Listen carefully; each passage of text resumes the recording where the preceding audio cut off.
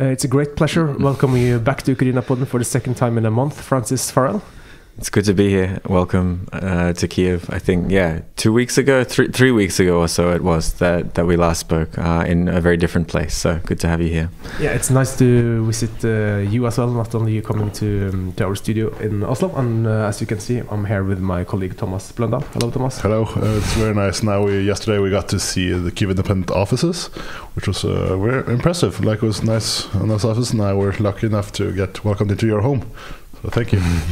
But the reason we wanted to talk to you today was especially the situation in and around Pokrovsk, because when we talked last time, the situation was critical, but not too bad, I think. Like it was, but now it looks really bad for Ukraine. So what's your assessment of the situation in Pokrovsk and the neighboring city Myrnohrad? Myrnohrad, yeah, sure. Well, I think last time we spoke, it was very tough with the defense of Pokrovsk around the city, including Myrnohrad, and very tough for Ukrainian logistics routes being able to go in and out and actually keep that defensive fight on the outskirts of the city supplied properly. But in the meantime, and this really started just over a week ago, so things have moved very quickly, we saw more and more Russian troops suddenly appearing inside the built-up area of the city.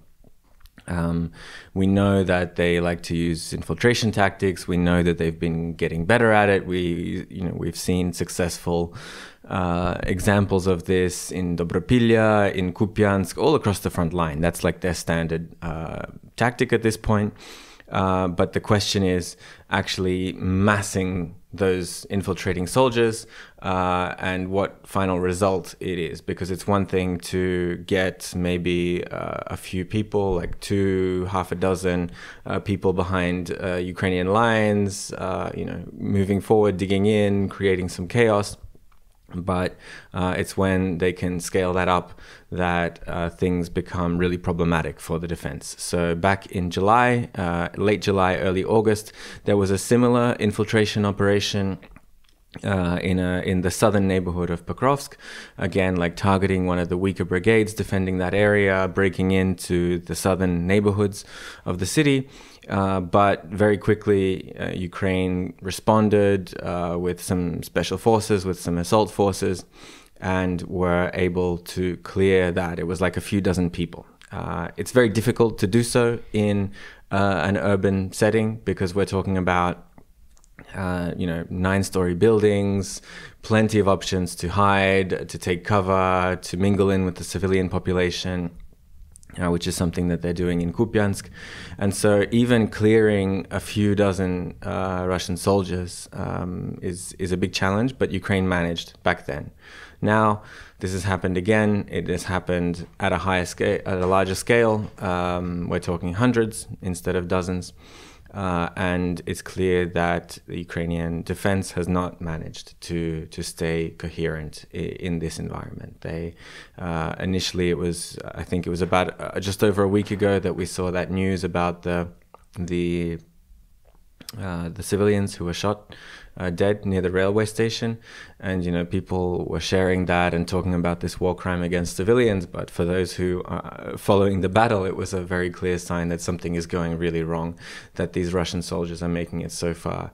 And very quickly, the 7th Corps of the Air Assault Forces, which is the command in charge of the Pokrovsk defense, it's not all air assault, but they're in charge. They published videos of these Russians being targeted by drones, but it was already an admission that they'd made it so far. And it was a question, okay, we've got a similar infiltration. It looks worse than last time. Can Ukraine really get a hold of this and bring it back under control like last time?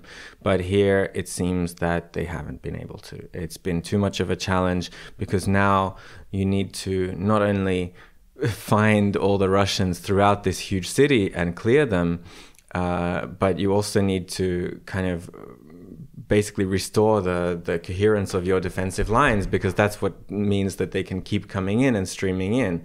And meanwhile, these Russians, they keep getting further and further.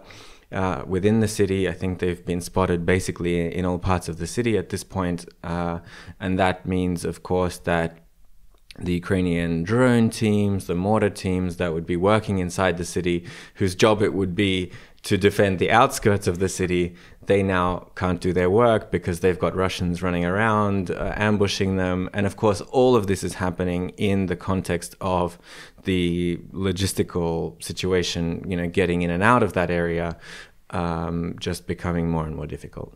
Yeah, and because now I think there's like a gap of 3 kilometers. That's more or less under, like that's not the gray zone where Ukraine can still supply their units, and that means that everything that goes in and out of the city is under Russian fire.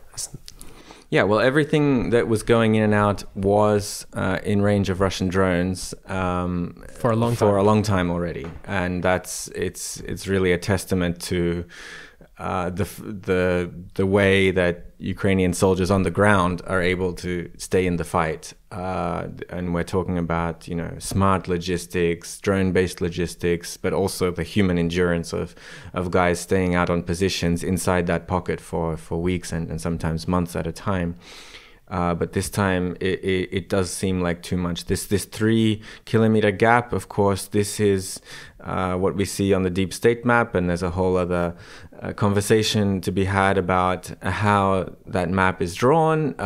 They basically, when they see evidence of Russians crawling around, and this is often from Ukrainian drone teams showing that an area is being hit, it's kind of, once again, an admission that the Russians are there, and that's when they draw that in gray. It doesn't necessarily translate to territorial control. In that gray zone, I'm sure there's, maybe even in the red zone, there are still lots of Ukrainian positions, but they are unfortunately increasingly isolated, cut off. The situation is very chaotic and dynamic. And you mentioned Myrnohrad, the neighboring city. It's interesting because there, the line itself was holding more stable, despite the logistics situation being worse.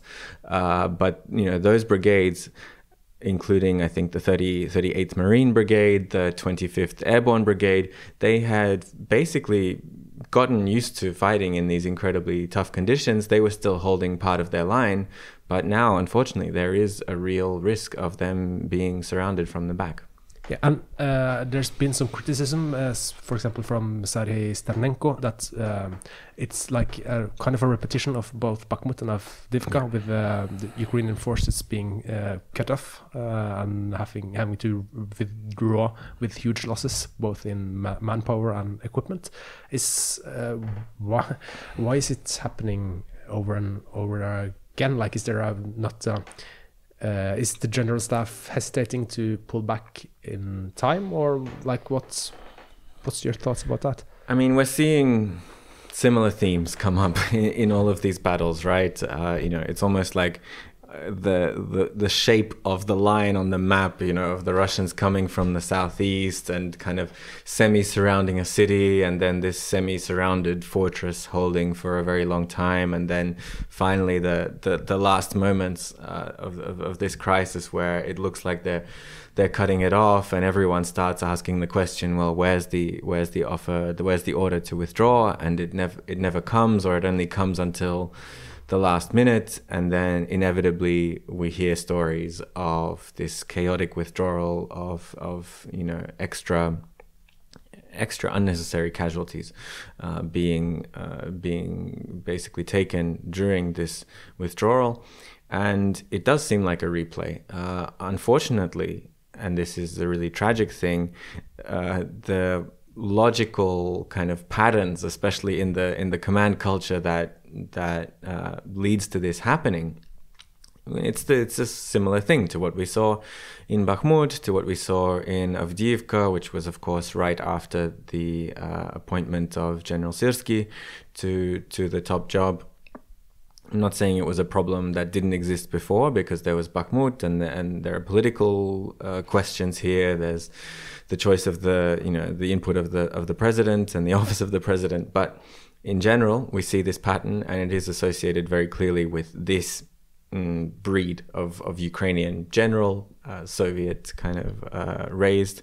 And it's not only Avdiivka and Bakhmut, it's Vuhledar, it's Velika Novosilka, it's Kursk as well, which was a really tough one.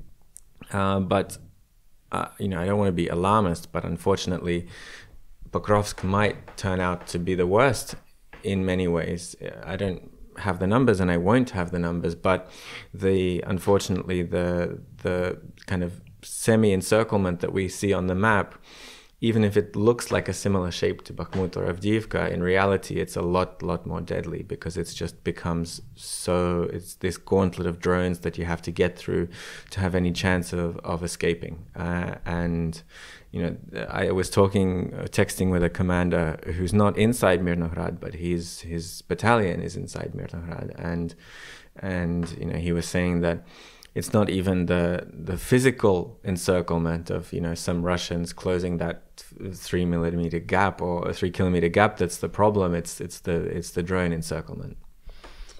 And you talked a bit about the Russian tactics of hiding among civilians. Do you know how many civilians are left there now? Because I was in Pokrovsk a year ago. I was told there was under 1,000. The situation was bad, but it's gotten way worse the last year. So, the conditions now is horrible for anyone, and let alone the civilians. How do they manage to stay alive? I don't have the exact numbers on me right now, but I think it's still in its hundreds, for sure. I was there in July this year, and so then it was, and I was in one of the southern neighborhoods, closer to the front line, and we were with a drone team for a day, and at one point, it was the middle of the day, there wasn't really much work for them, and we asked if we could go for a walk, and then talk to some civilians, and there were dozens of them. We were just walking around. It was a nice summer's day, and at the time it wasn't too dangerous to walk around in a dense environment. Of course, there was the risk of glide bombs and everything, but the civilians were out and about. They were getting water from a well. They were chilling outside their apartments. And unfortunately, I think from the moment of the first infiltration, that area already had some Russians coming through there.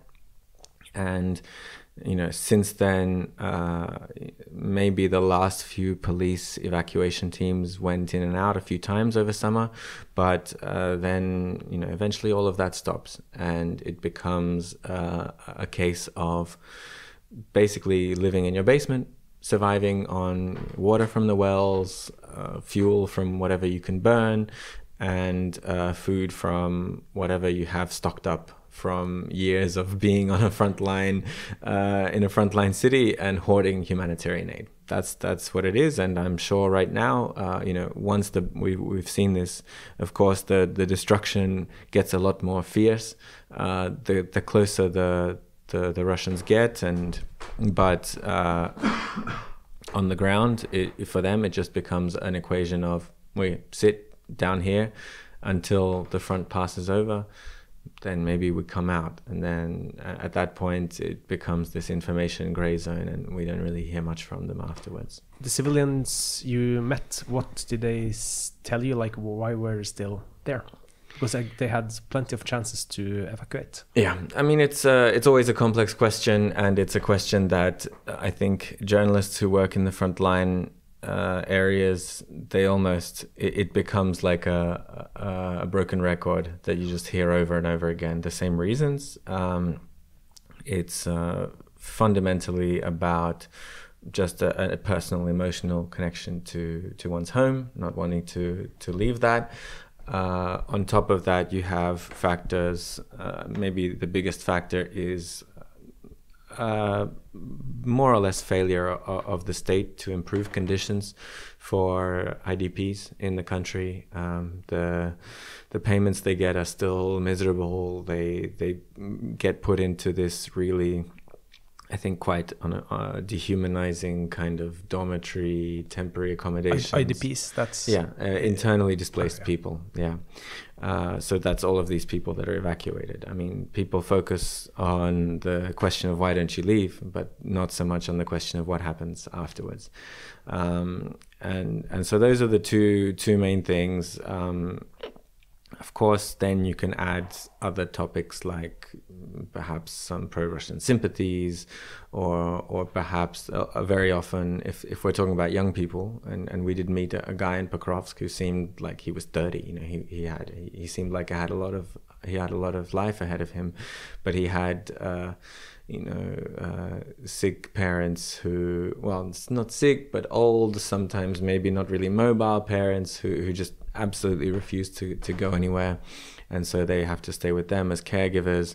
But it all kind of, and on top of that, you have the psychological factor of simply getting used to reality over time as it gets crazier and crazier. You know, first you get used to the glide bombs, then you get used to artillery, then you get used to FPV drones, and by that time you're living in your basement, and this is the new life you're living in. You get used to you get isolated from information, and it's really tough. But of course, when you're dealing with a city like Pokrovsk, you know, we're saying under 1,000 people, that is still a small sample size. So like the people here, you know, if people, sometimes you see journalists, they do an interview in Pokrovsk or something, or a similar place, like right before it gets really too bad to even get in there, and they are shocked to hear that maybe some old grandma has some pro-Russian Soviet kind of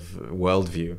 But that is, you're taking that from the sample size of the you know, less than 5%, maybe even less than that, of people who stayed. Yeah, because that's also one of the reasons some are staying, that they're some kind, as you say, they have some more Soviet positive, Russia positive view on the war. But I've read some reports that's also causing some problems for Ukrainian army, that some civilians are helping the invading forces. Is that a big problem as far as you know, or is that like just very few instances happening? Well, it adds to the tension for sure. When you are defending an area, and again, like 95% of people have left, but the ones who remained, you know, have maybe some of these biases, and very, very often it's you know, only explainable by a complete cutting off from any sense of reality, again on a psychological level, because, you know, we have Russia claiming to liberate their city, but actually ending this city's existence as a place, and so, but if you're on a, you know, in a completely out of touch propaganda reality where this is, you know, America and the West making brothers fight against each other, and it's actually the Ukrainians who are provoking and shelling our city, whatever, then anything is possible. And you know, most of them are kind of harmless in the sense that they're already pensioners and they just sit there in their basements and don't do anything. They probably don't have a smartphone, but it's you know, it's usually there's not necessarily too many options once the actual internet and phone connection is lost, because they're actually cut off. But then again, you know, there are soldiers around the place with Starlink, and, you know, all kinds of dark and shady stuff can happen in these areas, unfortunately. And it's a very sad reality of this war, that you know, Russia indiscriminately destroys cities, and Ukraine has to defend its cities. And in this environment, you know, people from cozy Western countries who maybe read some reports in Amnesty International about the rules of war and saying this is all wrong, but it's in its own way out of touch with reality. Yeah, and today in the taxi on the way here, I read some reports that there's kind of a counter operation in Pokrovsk now. They're flying in with special forces with Blackhawks, and they even said that Kyrylo Budanov himself was overviewing the operation. Is that what? Is there any hope of getting Pokrovsk back, or do you think, what do you think they want to do with this? I mean, it looks really dramatic, right? I saw the pictures, and we did know in advance that Ukraine's military intelligence does have Black Hawk helicopters available. In general, in this drone-saturated war, and we've seen a few. I think a month ago or so, we saw an FPV take out a helicopter. We know that this role of helicopters actually to come in and drop off people and take them out is basically non-existent at this point. But if anyone can do it, it's these elite special forces, military intelligence people with their stealth helicopters. So I'm sure, I mean, we don't know what's going on. Russia said that they destroyed this landing force. Ukraine has denied it, including anonymous sources.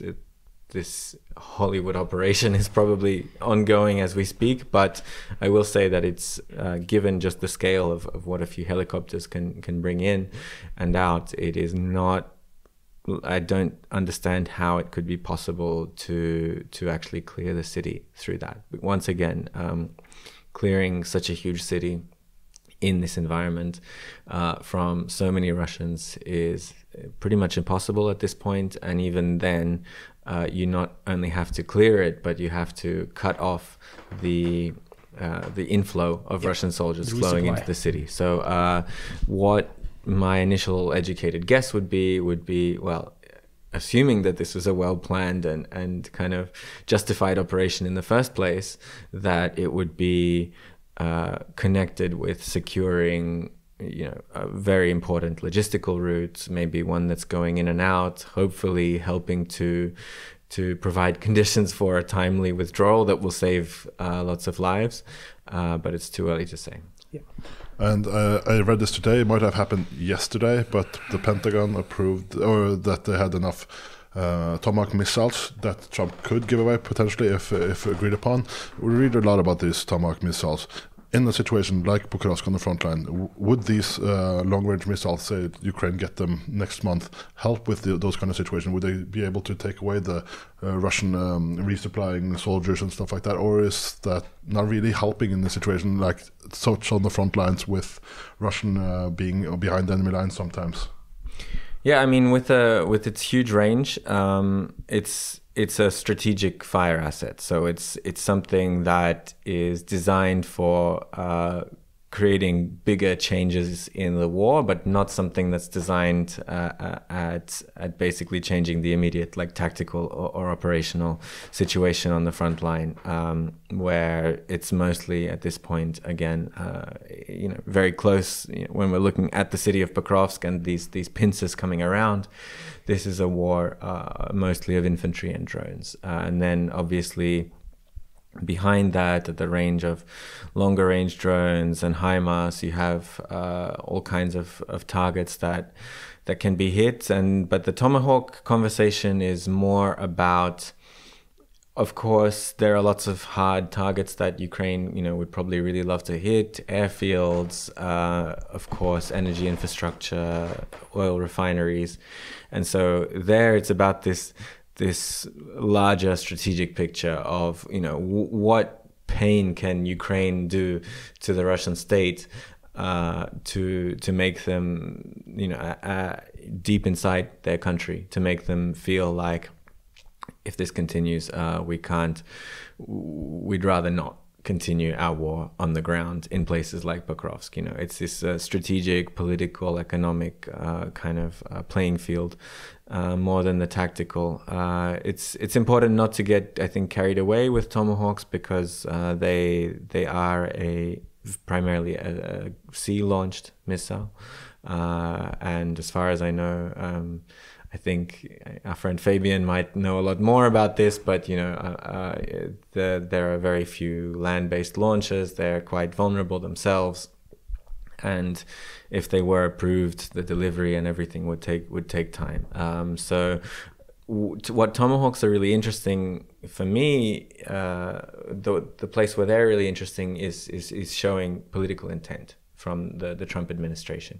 Basically understanding that long term, I've had enough, Putin, of you snubbing my efforts and making fun of my efforts to actually stop the war. I had a lot of patience for you, maybe a bit of sympathy for you, but I want this war ended, and you clearly don't. And now it's time where there will be consequences. And that's why, I mean, I'm maybe speaking too early. We could, have a complete 180 in policy, but the sanctions, Tomahawks being back on the table, that's more about, that's good news in terms of that intent. Yeah, I think we should not pop the champagne yet, but it's better than it was 2 weeks ago. Absolutely, we can say.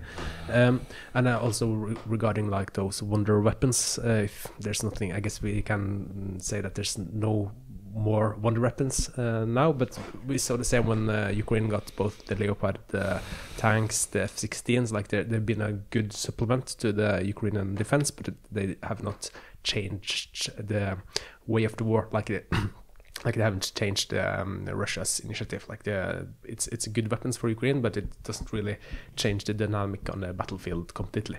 Is that a correct summary, or am I? Yeah, I think so. I mean, ultimately, the biggest kind of political behavior changing, war ending, deciding factor is the movement of the front line, and that's a huge numbers game. It's a huge war of attrition in which the most important resource is manpower, especially infantry at this point. Russia's attacking, they're obviously losing a lot more, but Ukraine is in a much deeper chronic manpower crisis with political pressure, with mobilization at home, trying to replace as much of that with drones as possible, so on and so on. But and then there's the air war, the long range kind of strike war, where of course it's important for Ukraine to be backed up both in defense and offense, because we see now that the air defense is very strained. We see Russia upping its strike campaign against energy infrastructure, having quite a bit of success here in the last few weeks. We're now on a kind of power outage schedule here in Kyiv, and Ukraine, we know that there's a shortage of Patriots, of interceptors. Ukraine's doing well with intercepted drones, but they need more. They need to get better at it. And then with missiles, that's where the F-16s and fighter jets are really playing a big role in air defense, but they can't do ballistic missile defense. And that needs to be backed up urgently, because if Russia can hit more and more and can knock out more and more infrastructure and high-value targets, can start, bombing cities at a higher intensity, then that's, again, outside the front line, a huge political lever and pressure against Kyiv to push it towards capitulation. I mean, not towards suing for peace, which Russia is still expecting as its minimum demand, something equivalent to capitulation. Ukraine's very far from that. But that's one of the air wars. And then on the offensive side, in turn, in a kind of mirror image way, giving Ukraine more offensive assets to, like Tomahawks, or helping them with their strike drones, with flamingos, who knows how they will work, but hitting enough Russian targets to put that political pressure on their side to stop their offensive war. Yeah, and if we look, if Pokrovsk falls now, I guess it's a question of time, even though like you need more Black Hawks than Ukraine has to counter the Russian infiltration there, I think. How does the lines behind Pokrovsk looks? Because after Ukrainian fortress cities has fallen, it's been very typical that Russia has been able to move quite far. We saw that in Velika Novosilka, for example. Like they've been they have a steady pace towards Pokrovsk. And a lot of other places, like when a big city falls, there's has been quite a lot of Russian advances afterwards. Yep, that is definitely the case, and it's a shame, right? Because in theory, when you have one of these fortress cities, they're buying you time. you should be having time to fortify the area behind. You should have, and then once you do withdraw, you're evening out the front line. You're ideally withdrawing in an orderly fashion to those previously prepared lines, where you can reorganize your defense and halt further advances. And unfortunately, that's the opposite of what we've often seen. I think that, as you mentioned, Velika Novosilka, Vuhledar is a good example, which was exactly a year ago. Also Avdiivka, of course, right up next to Donetsk, where that was holding for a very long time, and it was very clear that that would eventually be lost and they should be prepared. And that, the aftermath of Avdiivka was where we started to see a lot more dynamism on the front line over 2024, where the Russians actually moved up to Pokrovsk in the first place. I don't know exactly what the state of fortifications are around that area. I mean, I've driven around there. I've sometimes seen them. I can say that I don't know what the lines exactly look like, and maybe that's a good thing, but I have seen that finally, after a lot of problems, a lot of criticism, a lot of wasted time and resources, Ukraine has changed their fortification building strategy to be more focused on concealment, building fortified positions really close to tree lines, really focusing on concealing the entrances rather than having these huge open trenches and these huge bunkers, kind of sticking out of the ground like World War I or II. But the problem is that with the current tactical picture, it might still not really be working, because, I mean, it's probably better than nothing. But on the other hand, what's more important is actually having people to man these fortifications. What's more important is actually having coordinated command and control on an operational level. And what's more important is, not forcing your brigades to hold this closing pocket for so long, which ends up meaning that they take extra losses in a very unfavorable position, and some of them might be cut off completely, which in turn greatly reduces their ability to potentially continue the defense in a more favorable place after the front line evens out. Yeah, and it also reduces the chances for people wanting to sign up, because they know that if they're stuck in a pocket like that, they're not getting away. So I guess it's a how to say in Norwegian, bad circle. Like vicious cycle. Yeah. Thanks for the translation. Yeah, I mean, and it's connected to, in general, the pressure of mobilization in general in the country. Ukraine has a manpower crisis. Sure, most of the people who were ready to volunteer to fight, especially do the hardest jobs as infantry in the trenches, they've already gone a long time ago, as in they've gone to fight. A lot of them, very few of them, are now still in infantry, probably basically zero. They've either been killed, been wounded, or most of them transferred to some kind of other position, because fighting in infantry for so long is brutal. But on top of that, the conditions in which infantry are fighting objectively have become so much more difficult, so much more deadly. And it's not even necessarily the command's fault that now we're seeing infantry spend months sometimes on positions. It's not necessarily always because of the manpower crisis. It's actually sometimes just because it's so dangerous to get back and forth, and it's more safe to spend more time there. But overall, as you mentioned very correctly, a crucial element to all of this, it's always going to be ugly, it's always going to be difficult, but a crucial element is the feeling that your command will look after your life as a first priority. Yep. And it's still nowhere near what's going on the Russian side, with infantry literally being used as single-use assault forces, going, whether you call it human waves or meat attacks or whatever, I don't really care. They just go forward, and most of them die. And if they don't, we have more and more evidence of these blocking forces shooting them. So I don't want to even bring up a comparison to the Russian side, but still there's so much more better that can be done. And in a country that is forced to mobilize on a forceful level, conduct forced mobilization to stay in the fight, so much more can be done better.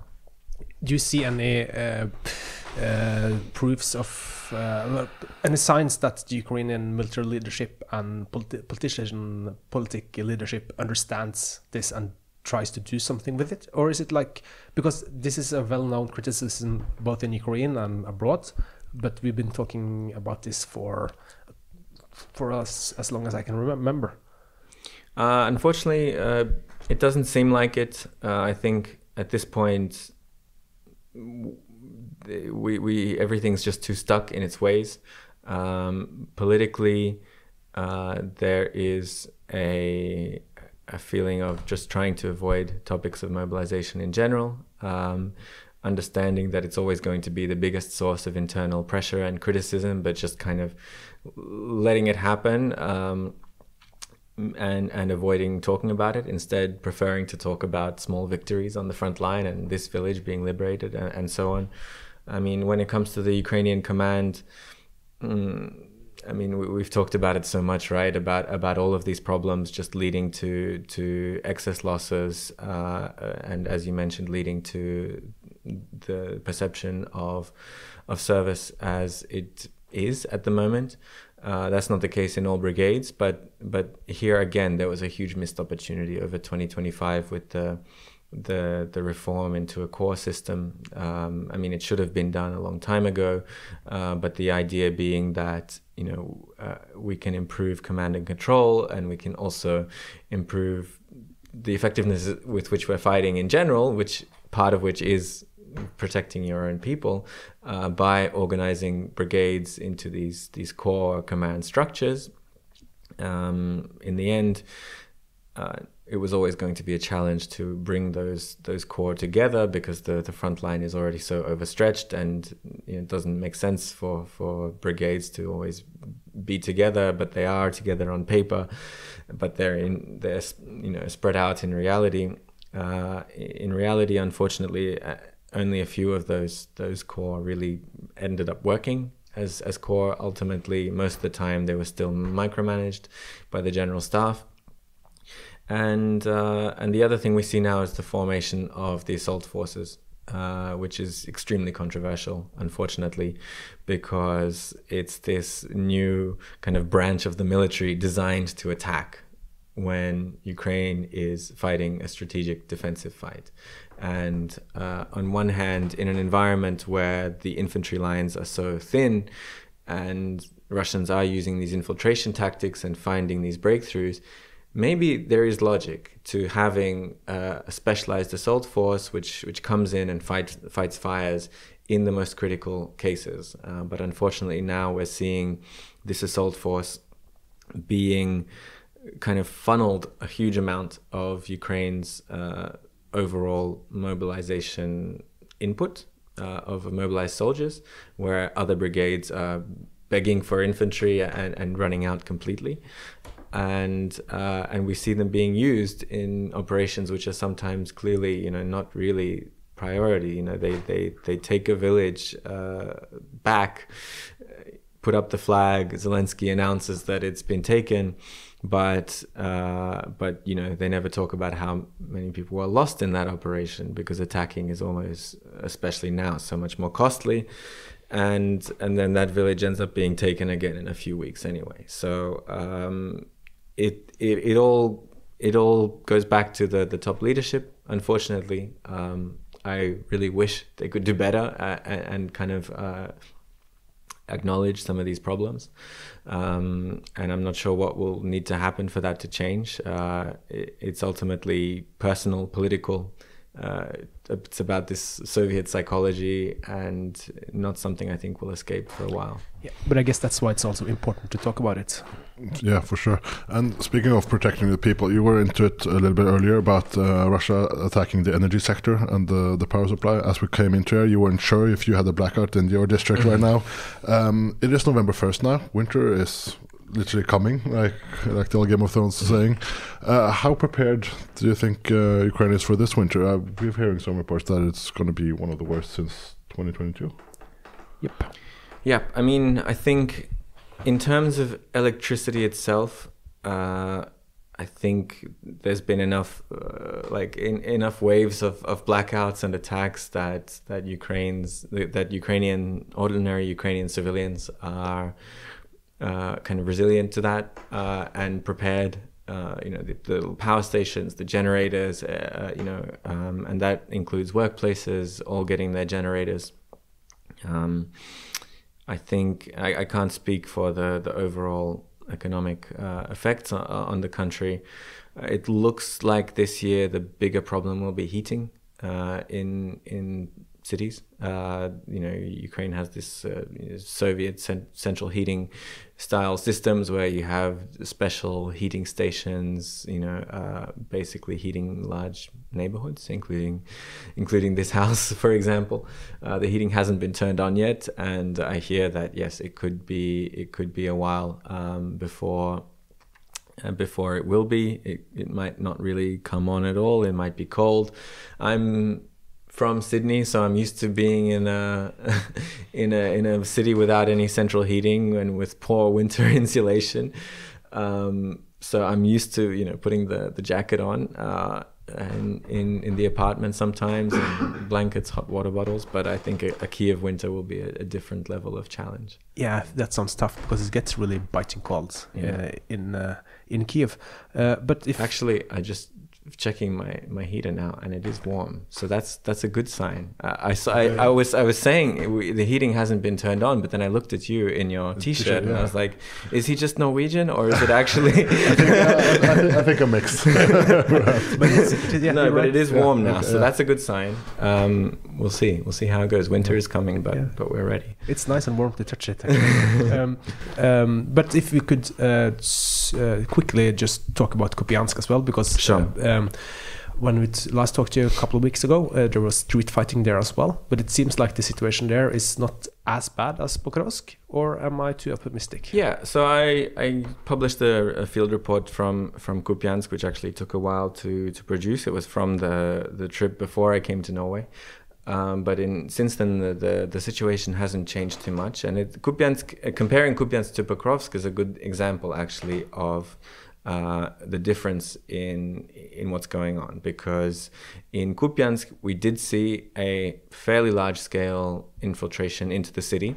Part of that was helped by the pipeline, the famous pipeline that the Russians love crawling through, which did really cause a lot of problems, and it caused Ukraine again not to have the capacity to eliminate the Russians once they broke into the city area, and they would be able to use those buildings to kind of seep through, to create chaos for Ukrainian soldiers trying to defend those areas, and kind of overrun most of the city center on the left, the western bank of the city, of the river. But in the meantime, once the pipe was destroyed, and the Russians did not have that easy inflow route, and I was watching the brigade which was trying to stop the Russians coming in, because they were going through their sector, they were crossing the river one by one on small boats, and in the meantime Kupiansk also didn't have these huge pincers coming around from both sides. Yeah, the resupply for Ukraine was much easier. Yeah, it was still difficult. It's still a difficult area, and Ukraine is still holding areas on the eastern side of the river, which is tough logistically. And I think it's also probably clear that the Russians have a lot less, compared to Pokrovsk, less resources dedicated to this attack, which makes it easier. But overall, it's an example of, you still have the bad infiltration situation inside the city, but the logistics situation for Ukraine is better, and for Russians is a lot worse, and that's why it's been contained so far. Yeah, so like not really any big changes in the last couple of weeks. So do you think we can like see the same situation? Like it's impossible to know what's coming in the future, but they're like, as far as I can see, there's no like signs of Kupiansk breaking tomorrow, but you never know what happens, I guess. Yeah, this of course depends on the strategic planning and the resources allocated for both sides, especially for the Russians. We saw that I think they were opportunistic with Kupiansk. They saw a way to really compromise the Ukrainian defense there and maybe draw away from resources in Donbass. But in general, we see that we see two main efforts going through autumn and maybe in winter at the moment for Russia. That's still the Donbass, that's still kind of finishing Pokrovsk and then looking at their opportunities to move deeper, pushing Konstantinivka, pushing Dobropilya, and really trying also to fly their drones further, cut off logistics to Slovyansk and Kramatorsk, and keep that pressure up. And the secondary effort is in Dnipropetrovsk Oblast, which is an area where Ukraine has deprioritized this defense and left. They have a lot of area which they can afford to lose because it's very sparsely populated and it's got these rivers. But in doing so, they've defended that area with less capable units, and Russia has seen a weak point, and that's why we see a lot of advances there as well. How that goes over the winter, I think we'll probably see the actual advances slow down because it gets much more difficult to do this infiltration, infantry-based stuff there. But we'll see a very brutal war against Ukrainian logistics, against Ukrainian drone teams going forward. Yeah. Is there any part of the front line we have not mentioned that you think it's important? Like we talked slightly, like we mentioned Pokrovsk, like the push from Velika Novosibirsk to westwards to Pokrovsk. But I guess is there anything else we should mention or? Yeah, I mean that area is interesting once again because it's gone under the radar, even though it's a completely new region of Ukraine that is now basically seeing very heavy fighting. Yeah. But because there are no big settlements, then we haven't seen this really become a priority issue for Ukraine. It's interesting what will happen when the Russians approach this city of Pokrovsk, and now the government will have to decide that this is now the Pokrovsk direction, not the Pokrovsk direction, and it's a kind of admission that a city that once upon a time felt very far in the rear is now not that long ago actually. Not that long ago is now a frontline city. The one other area of interest I think is Liman, further south from Kupiansk, where things have slowed down now a little bit, but especially over August and September we saw some serious movements basically reaching the outskirts of Liman, and the problem is that this is all liberated territory, and back then the Russians reached the Siversky Donetsk River. But if they take that back again, which is now very difficult to defend logistically for Ukraine, then they will be in very close FPV range of Slovyansk, which is a big logistical problem for Ukraine. I don't know if they will pick up speed there, maybe after Pokrovsk. It would make sense for them. But yeah, we'll see how that goes over winter, but definitely also an area of concern. Yeah. Do you have any more, Thomas? I think just a clarification, because we talked about blackouts.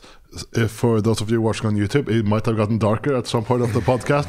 That was not any blackout. That was just a camera lamp going out of battery. A very local blackout, we can say. Yeah, it's important to maintain that journalistic integrity. We're not we're actually the light is on, when the heating is on, we're fine. It's not just for dramatic effect. That's good. Francis Farrell, thank you so much for talking to us once again, and we'll can't wait for next time. Thank you, and good to have you in Kyiv. Stay safe. Thank you. Cheers.